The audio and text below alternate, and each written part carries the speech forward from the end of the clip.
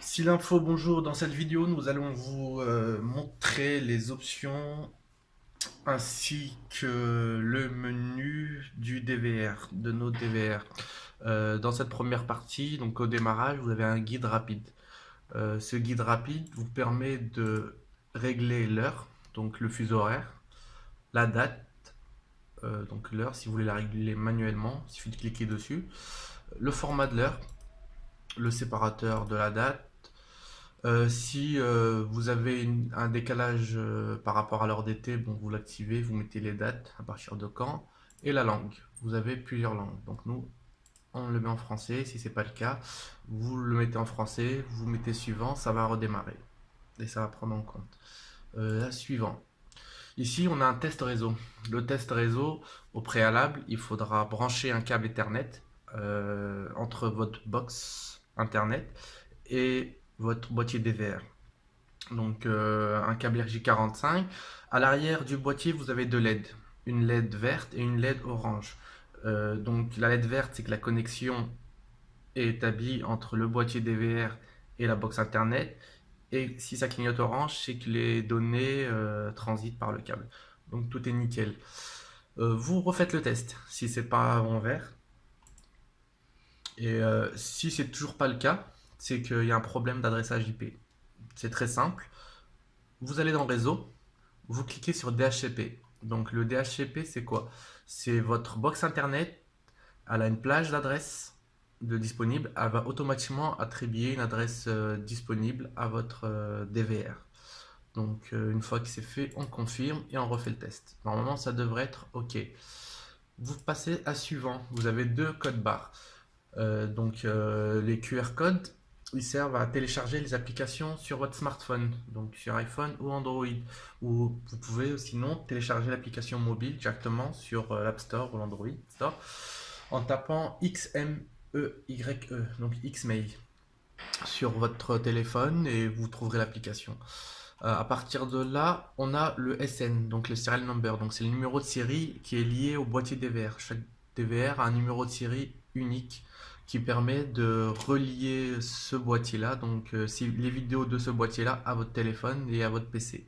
Donc pour visualiser en direct ou faire un playback, donc une enquête vidéo sur votre téléphone ou sur votre PC. Donc suivant. Donc là, vous avez paramétré le basique de votre DVR. Dans une seconde partie, donc nous allons faire menu par menu. Donc je clique deux fois sur l'image pour apparaître en grand.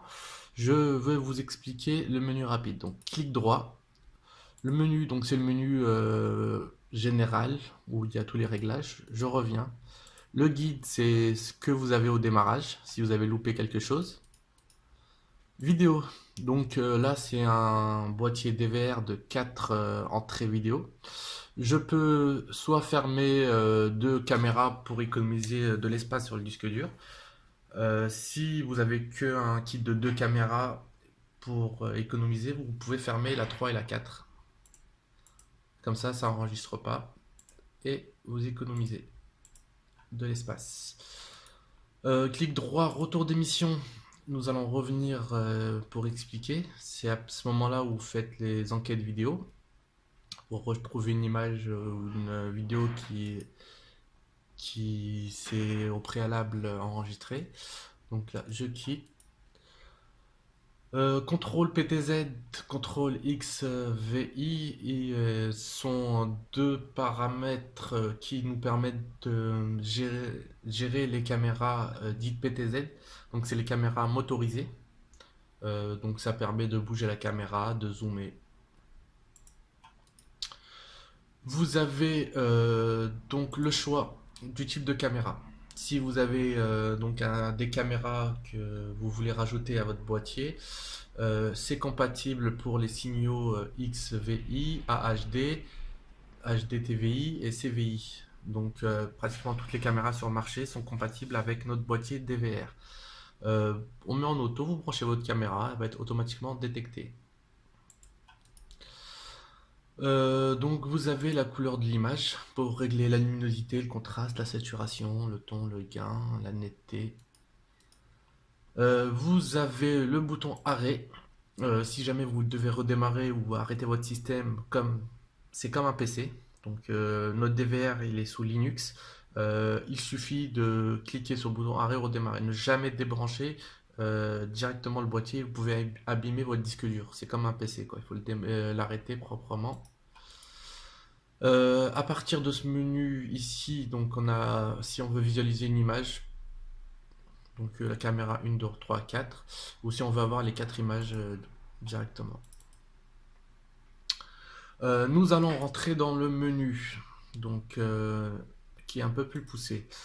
Donc je vais vous expliquer icône par icône à quoi consiste chaque menu. Donc dans vidéo, enregistrement.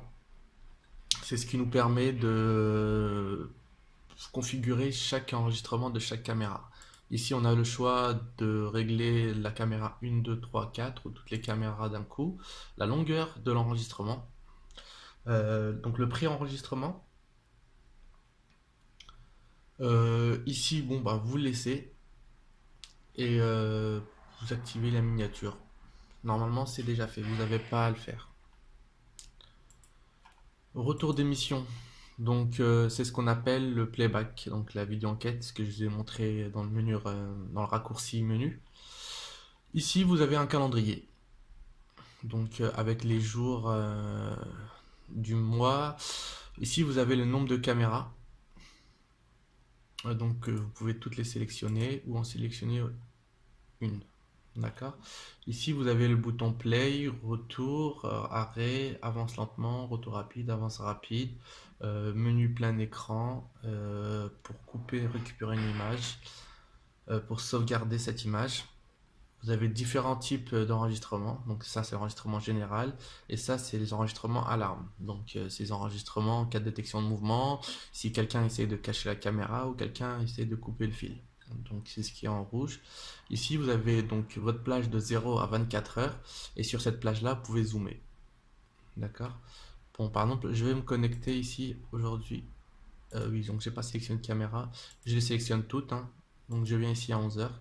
Donc j'ai les 4 caméras qui s'affichent, les 4 enregistrements. Bon, moi je m'intéresse qu'à la caméra 1 parce que je n'en ai branché qu'une. Je viens ici, hop, je sélectionne la caméra 1 et je mets play. D'accord. Hop, je viens cliquer ici. Dans cette zone là, entre 11 heures et midi, donc je vais zoomer sur cette plage horaire donc, qui apparaît ici. Donc ça c'est tous les enregistrements qui ont eu lieu. Donc en rouge c'est les détections de mouvement, donc c'est les passages de voiture. Si j'ai besoin de récupérer une partie de la vidéo, à l'arrière de votre boîtier DVR, vous avez un slot USB, vous branchez une clé USB dessus, d'accord. Et vous venez sélectionner la première partie, vous cliquez sur le petit ciseau, hop, et vous recliquez ici, et vous recliquez sur le petit ciseau. Vous cliquez sur sauvegarder, donc il détecte la clé USB, si ce n'est pas le cas, vous mettez sur détecter, vous cliquez sur secours. Donc là, c'est la vidéo que vous avez coupée. Vous choisissez le format de lecture. Donc H.264 c'est pour lecture sur un DVR ou AVI pour lecture sur un PC. Donc on vous recommande de choisir AVI qui peut être lu sur tous les PC avec VLC ou Windows Media. Et là vous faites commencer. Donc automatiquement ça va enregistrer la vidéo sur votre DVR. Je ferme et je referme. Donc ici donc vous avez l'heure qui défile. Si je veux avoir la vidéo en plein écran, je clique ici. Donc j'ai la vidéo en plein écran. Je double-clique dessus et je ferme. Ici, sauvegarde. Si vous voulez récupérer des vidéos. Donc je clique sur sauvegarde. Donc il a détecté la clé USB où je mets détecter. Je mets secours.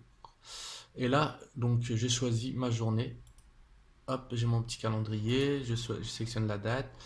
Entre le 21 mai, entre minuit et 13 heures, je mets ajouter. Hop, j'ai toutes mes vidéos qui apparaissent. Je peux sélectionner les parties horaires qui m'intéressent. Je sélectionne le format et je mets commencer. Ça va enregistrer sur la clé USB. Hop, on revient. Donc l'icône alarme. L'icône alarme, c'est à partir de cette icône qu'on peut régler la détection de mouvement, le masquage de la caméra, si donc quelqu'un met sa main sur une caméra, ou la perte vidéo, donc si quelqu'un coupe un câble de la caméra.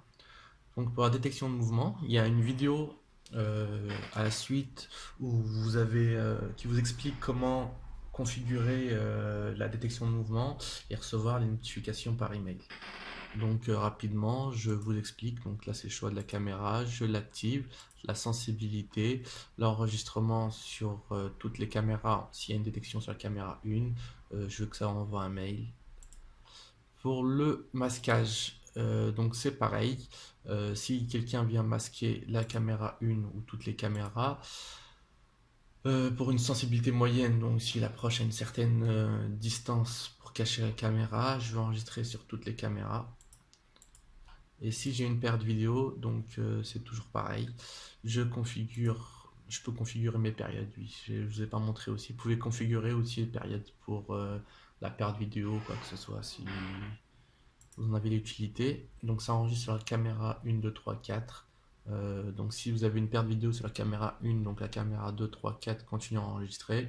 Si dans le champ de vision de la caméra 2, vous avez la caméra 1, bah, vous pouvez toujours revoir qui c'est qui a coupé le câble. Donc vous avez toujours une notification par email. Donc tout ça c'est expliqué dans une vidéo à la suite. Donc je confirme les anomalies, donc si jamais j'ai un problème, j'ai reçu un message, un buzz ou un email.